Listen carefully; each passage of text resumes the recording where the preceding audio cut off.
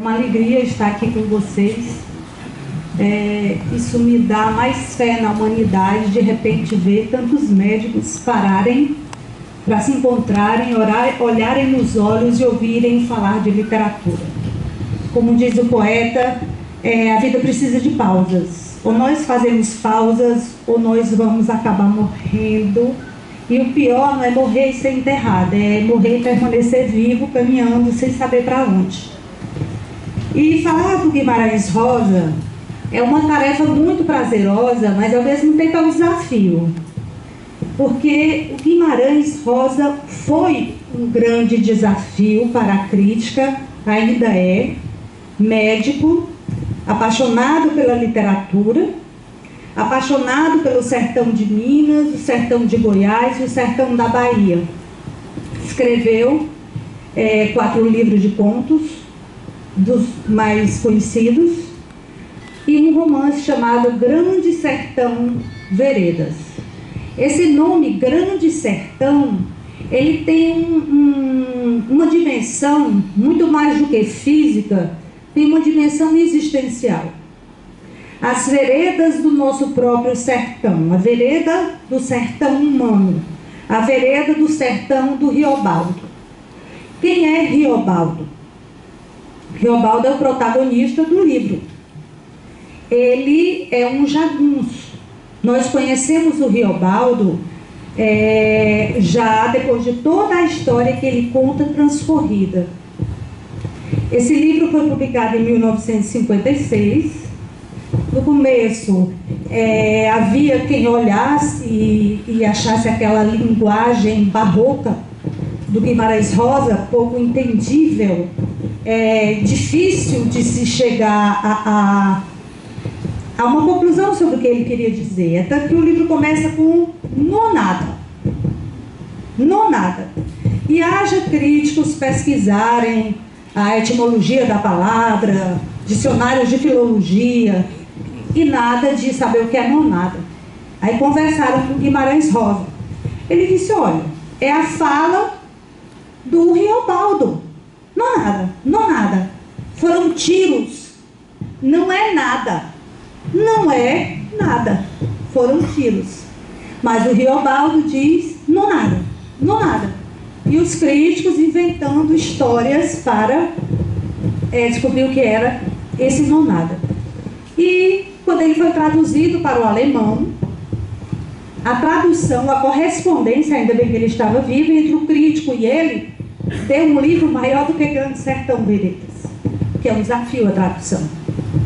Então, quando eu resolvi trabalhar com o Grande Sertão, em uma das disciplinas do doutorado, eu quis falar sobre o discurso amoroso. Primeiro porque eu sou muito apaixonada pelo livro do Roland Barthes, Fragmentos do Discurso Amoroso. E quando eu li Grande Sertão 3 vezes. Tentei ler quando eu tinha 17 anos, não consegui. Porque é um livro que precisa de uma experiência de leitura. E já na faculdade eu li uma vez, mas foi aquela leitura de quem ainda precisava se apropriar. E no doutorado eu li mais outra vez e precisei reler para escrever sobre. Então o que eu vou falar para vocês, na verdade, não é uma teoria sobre, eu vou mais conversar, eu vou mais fazer uma leitura de Grande Sertão Veredas junto com vocês. Porque eu acho que é mais interessante. Quando você apresenta numa disciplina de doutorado, num congresso de literatura, teoriza-se muito, mas aqui eu acho que é uma conversa sobre, porque a intenção é sempre se apaixonar mais e mais pela literatura. Por que eu me interessei pelo discurso dele? Como eu falei para vocês, o protagonista se chama Riobaldo, filho de uma mulher muito pobre, como fazendeiro, aquele famoso filho de moita que nós conhecemos aqui no interior do nosso estado, aquele filho de pai ilegítimo. A mãe morre e ele vai ser criado pelo pai, que é um homem de posses. Então ele tem estudo. Quando ele termina o ensino médio, ele morando ainda com o pai, um pai que ele não aceita, ele conhece uns jagunços, o J. Ramiro, que é o principal jagunço. E ele fica impressionadíssimo uma noite em que eles pousam na casa do pai. Quando ele termina o ensino médio, ele resolve fugir e entrar para a jagunçagem. O que era que representava o jagunço no início do século XIX? Era o justiceiro. O sertão não tinha polícia, eles eram os policiais do sertão, para protegerem aqueles que não eram favorecidos pela lei. E aí vai começar que ele entra para um bando, o bando do Joca Ramiro, conhece um rapaz chamado Reinaldo. E durante toda a narrativa que ele faz, é uma narrativa cíclica, porque quando ele conta, tudo já transcorreu. Tudo já passou. Ele vai recuperar, ele vai buscar na memória essa história de essa paixão interdita. Ele, jagunço, machão, num sertão mineiro, vivendo entre homens que frequentavam currutelas, que eram os cabarés, as casas de tolerância, apaixonado por um homem. Então, a história toda é uma história de um conflito. É a história de um conflito que não vai ter solução. Tem um desfecho, mas não tem uma solução. Esse aí foi feita a minissérie da Rede Globo, belíssima. Ela é dos anos 90, quem tiver curiosidade pode ver no YouTube, tem vários capítulos, vale a pena, essa adaptação é muito bem feita. O Tony Ramos fez o papel do Riobaldo e a Bruna Lombardi fez o Reinaldo. É um livro bastante complexo, já várias abordagens sobre, como eu falei para vocês, linguísticos, estilísticos, as figuras de linguagens, os neologismos, estrutura e composição de gênero, o gênero narrativo, o romance, a crítica genética dos escritos à mão, estudos de interpretações esotéricas, mitológicas e metafísicas, pela questão do diabo, que ele faz um pacto com o demônio, ele tem essa pegada meio fáustica. Os estudos onomásticos dos nomes, apelidos, bibliográficos, ligando a vida do Guimarães à história de Riobaldo, do folclore, cartográficos das regiões, já fizeram até um turismo em cima das regiões porque passaram os jagunços. E o William Boyle, um dos principais críticos dele, que diz que a análise histórica, sociológica e política seria insuficiente se não considerar que Grande Sertão é também a história de um amor e de uma formação de uma alma. E é aí que eu quero entrar. O tema do amor, ele já foi falado, é muito interessante. Eu tenho até um livro do Benedito Nunes, A Rosa, o que é de Rosa. E o Benedito Nunes diz que o amor em Guimarães Rosa, ele é na linha do platonismo. Que a simbologia amorosa, ela está na linguagem mitopoética. E que o amor divino, né, há uma conversão do amor humano em amor divino, do erótico ao místico. Ou seja, o amor não é realizado. Você chega até o final do romance, aquele amor que foi perenizado, que ele vai ficar para o resto da vida, ele não foi vivido. Alguns aspectos, como eu já falei para vocês, é a narrativa em primeira pessoa, é um monólogo. Por que é um monólogo? Porque o Riobaldo fala o tempo todo. É a voz dele. Ele está contando aquela história porque contar é um modo de fazer a história existir. Quando acontece alguma coisa boa com a gente fica naquele ímpeto de contar para alguém, porque se você contar é como se a coisa não tivesse acontecido. Mas ao mesmo tempo, ele conta essa história porque ele quer ser convencido do que conta. Aí eu coloco um diálogo com um interlocutor mudo. Como é que pode ser um diálogo e pode ser um monólogo? É porque ele se refere a uma pessoa da cidade, uma pessoa que não se posiciona, mas ele faz as pausas como que para responder a alguma pergunta. Isso é uma estratégia narrativa do Guimarães Rosa. O objetivo desse meu trabalho foi focalizar o tema do amor, centrando a análise no discurso amoroso, porque, como vocês viram, há várias formas de pegar o discurso do Guimarães Rosa. Eu peguei o discurso amoroso.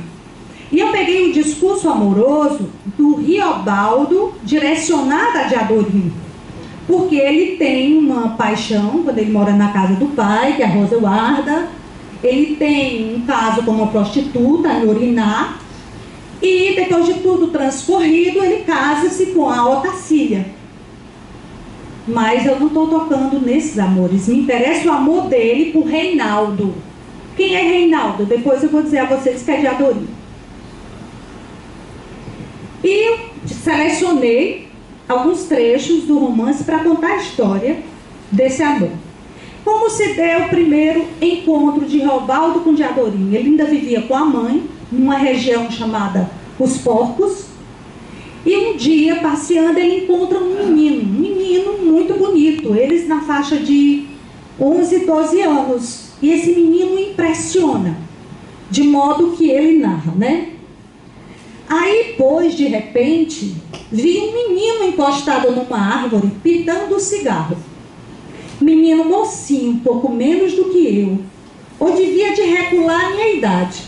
Ali estava com um chapéu de couro, de sujigola baixada, e se ria para mim. Não se mexeu. Antes fui eu que vim para perto dele. Então ele foi me dizendo, com voz muito natural, que aquele comprador era o tio dele, e que morava num lugar chamado Os Porcos. Aquilo ia dizendo, e era um menino bonito, claro, com a testa alta e os olhos aos grandes verdes. Então ele não diz os olhos grandes e verdes, os olhos aos grandes verdes. Eu olhava esse menino com prazer de companhia. Ele não diz com vontade de companhia, com prazer de companhia.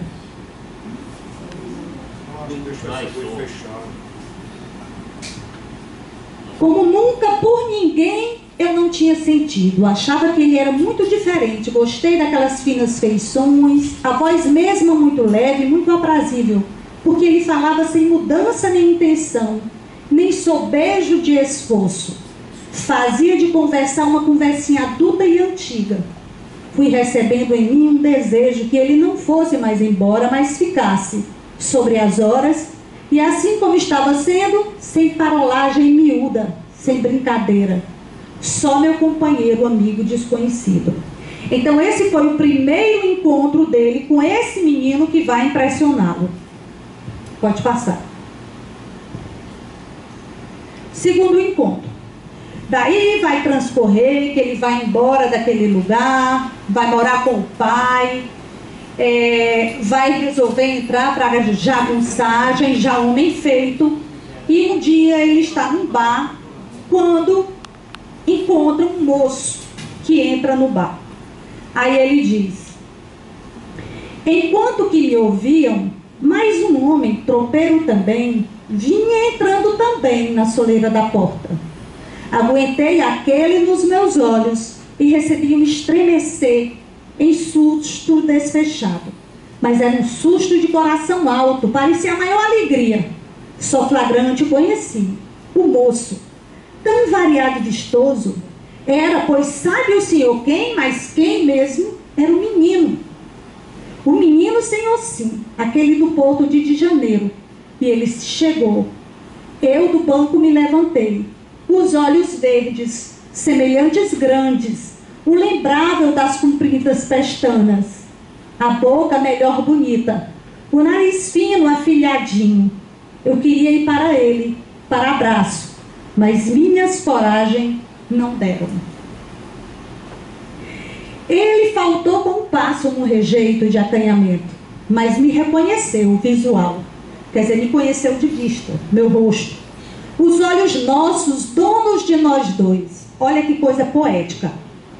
É uma prosa poética. Os olhos nossos, donos de nós dois. Eles não enxergaram mais nada fora do contato deles. O menino me deu a mão, e ele como sorriu, digo ao Senhor: Até hoje, para mim, está sorrindo. Digo, ele se chamava o Reinaldo. E desde que ele apareceu, moço igual no portal da porta, eu não podia mais, por meu próprio querer, e me separar da companhia dele, por lei nenhuma, podia. O que entendi em mim, direito como se, no reencontrando aquela hora aquele menino moço, eu tivesse acertado de encontrar para todo sempre as regências de uma alguma a minha família. Então aquele menino vai se transformar numa companhia inseparável para o resto da vida dele, que ele quer. E para ele era uma amizade, mas a descoberta do sentimento vai acontecer. Para um jagunço com uma educação machista, descobrir que estava apaixonado por um homem era algo inconcebível. A descoberta do sentimento acontece quando eles passam um período no Guarabantã, no Guaiacu. Riobaldo diz: primeiro fiquei sabendo que gostava de Diadorim, de amor, mesmo amor, mal encoberto em amizade. A mim foi de repente que aquilo se esclareceu. Falei comigo, não tive assombro, não achei ruim, não me reprovei na hora, melhor me lembro. Então eles ficavam constantemente conversando, trocando cuidados, mas em nenhum momento eles falam um para o outro do que está acontecendo. No contexto da época, como eu falei para vocês, entre a jagunçagem, que se movia pela força, sertão é onde manda quem é forte com as astúcias, admitir-se homossexual num bando de jagunços, num bando de homens, ele iria ficar desmoralizado, ele iria ser expulso, e para o fórum íntimo dele, ele não aceitava. Então ninguém sequer desconfiava, porque eles andavam como dois grandes amigos, nunca um chegou para o outro para demonstrar qualquer interesse que não fosse de amizade. Outra passagem. Eu estava todo o tempo quase com Diadorim. Quando eu falo Diadorim, é Reinaldo, tá? Diadorim e eu, nós dois, a gente dava passeios. Como assim? A gente se diferenciava dos outros, porque jagunço não é muito de conversa continuada nem amizades estreitas. Bem, eles se misturavam e desmisturavam de acaso. Mas cada um é feito num por si. De nós dois juntos, ninguém nada não falava. Tinha uma boa prudência. Dissesse caçoasse, digo, podia morrer. Se acostumavam de ver a gente parmente, feito par, que nem mais maldade. Num dado momento da amizade deles, Reinaldo chega para Riobaldo e diz assim: olha, meu nome não é Reinaldo, meu nome é Diadorim, mas eu não quero que ninguém saiba. Somente você vai saber que meu nome é Diadorim, e eu só quero que você me chame por Diadorim quando nós estivermos os dois sozinhos. Então é um pacto entre eles, como eu vou voltar a falar. E estávamos conversando perto do rego, picame da velha fazenda, do agrião da flor. Vejam a poeticidade da narrativa de um jagunço. Mesmo ele tendo estudado, o discurso dele é extremamente poético, a percepção. Desse lúcios ia escurecendo. Diadorim acendeu um foguinho. Eu fui buscar sabugos, mariposas passavam muitas por entre as nossas caras e besouros graúdos esbarravam. Puxava uma brisbisa, quer dizer, uma brisa leve. E o chim dos grilos, o ianço do vento revinha com o cheiro de alguma chuva perto. E o chim dos grilos ajuntava o campo aos quadrados. Por mim, só de tantas minúcias não era capaz de me lembrar. Não sou de aparada por pouca coisa, mas a saudade me lembra que se hoje fosse. Diadorim me pôs o rastro dele para sempre em todas essas quisquilhas da natureza. Sei como sei. Som como os sapos sorumbavam, Diadorim duro, sério, tão bonito no relume das brasas. Quase que a gente não abria a boca. Mas era um Belém que me tirava para ele o irremediável extenso da vida. Por mim, Não sei que tontura de vexame, com ele calado, eu a ele estava obedecendo, quieto. Então nós vamos perceber que aquele homem tão parrudo e tão machão, ele vai ter uma relação de submissão emocional com o outro. O estado de espírito dele dependia do estado de espírito do amigo. As vontades de minha pessoa estavam entregues a de Adorim. Era ele estar perto de mim e nada me faltava. Era ele fechar a cara e estar tristonho e eu perdia o meu sossego. Era ele estar por longe e eu só nele pensava. E eu mesmo não entendia então o que aquilo era. Mas de Adorim, por onde queria, me levava. Com ele, em qualquer parte eu embarcava, até na prancha do Pirapora. Val do mundo é a coragem. Só fiz querer de Adorim comigo, e a gente se cabia entre riscos do verde capim. Assim eu de Adorim enxergava, feito ele estivesse enfeitado, eu sei. Quem ama é sempre muito escravo, mas não obedece nunca de verdade. Então ele vai começar a aprender a ser uma pessoa sensível. De Adorim o chama para ver os pássaros brincando. Aí ele diz, e alguém para ver pássaro brincando? É como nós estamos aqui agora, reunidos, vendo pássaros brincando. É o momento de dar aquela pausa nas coisas sérias da vida e dizer assim, eu não vou olhar para as mazelas que eu tenho que cuidar, dos outros, nem as minhas. Eu vou parar aqui e vou escutar falar desse escritor que canta tanto. Ele foi aprendendo a ser sensível. Quem me ensinou a apreciar essas belezas sem dono foi de Adorim. Ele não sabia que se podia parar apreciando por prazer de enfeite a vida mera deles, pássaros, em seu começar e descomeçar de voos e pousações. Parar para olhar os pássaros voarem, pousarem, sem ter o que fazer. Era um prazer de enfeite, era um supérfluo da vida de quem acorda 6 horas da manhã e vai dormir 11 horas e no dia seguinte é a mesma coisa, que não tem nem noção do que seja o voo de um pássaro. Ao olhar os casais de Manuelzinho da Croa namorando, uma nova forma de olhar o mundo nasce para ele. A voz delicada de Adorim, seu jeito de falar, sua visão sobre as coisas, tudo encantou e tornou aquele momento ímpar. Ele ficava cada vez mais seduzido, cada vez mais encantado. E com tudo isso, ele nem duvidou da masculinidade do amigo, que estava sempre com pente para o cabelo, com necessaire, e um dia foi tirar a barba de Riobaldo, e Riobaldo olhou e perguntou por que ele não tirava a própria barba. Por que ele não tomava banho junto com os outros? E ele se mostrava muito tímido, muito cuidadoso, sempre muito limpo e muito arrumado. Ele sequer duvidou da masculinidade do amigo em função